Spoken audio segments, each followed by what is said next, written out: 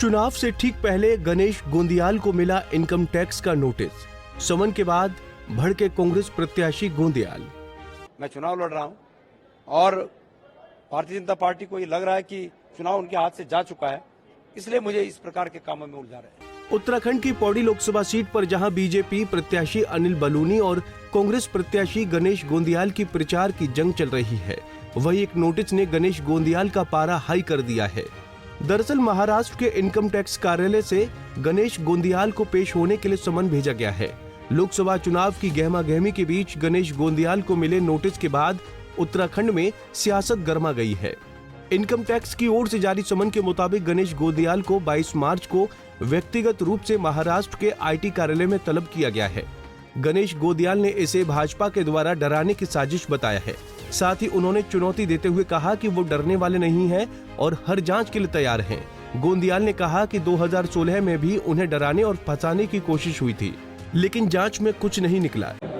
Bharatiya Janata party Pauri में गढ़वाल लोकसभा क्षेत्र में जब आसन्न हार को सामने देख रही है, तो उसके बाद उन्होंने मुझे तमाम जो केंद्र की एजेंसियां हैं उसमें उलझाने का काम किया है, जिसके तहत मुझे कल के दिनांक यानी कि 19 मार्च के दिन समन्स प्राप्त हुए हैं। मुझे, मेरी पत्नी को और फर्म को 3 समन्स प्राप्त हुए हैं, जिसमें मुझे 22 तारीख को हाजिर रहने के लिए कहा गया है।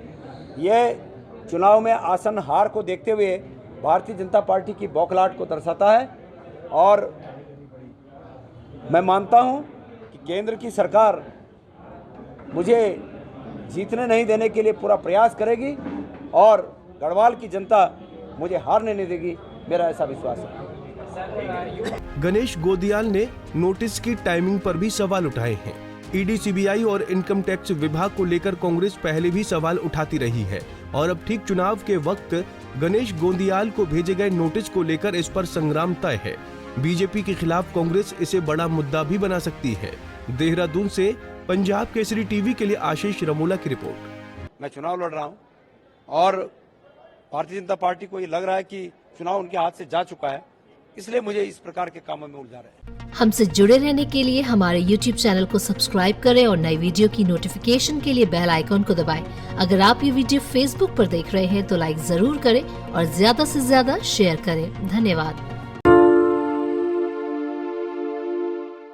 हमसे जुड़े रहने के लिए हमारे YouTube चैनल को सब्सक्राइब करें और नई वीडियो की नोटिफिकेशन के लिए बेल आइकॉन को दबाएं। अगर आप ये वीडियो Facebook पर देख रहे हैं तो लाइक जरूर करें और ज्यादा से ज्यादा शेयर करें। धन्यवाद।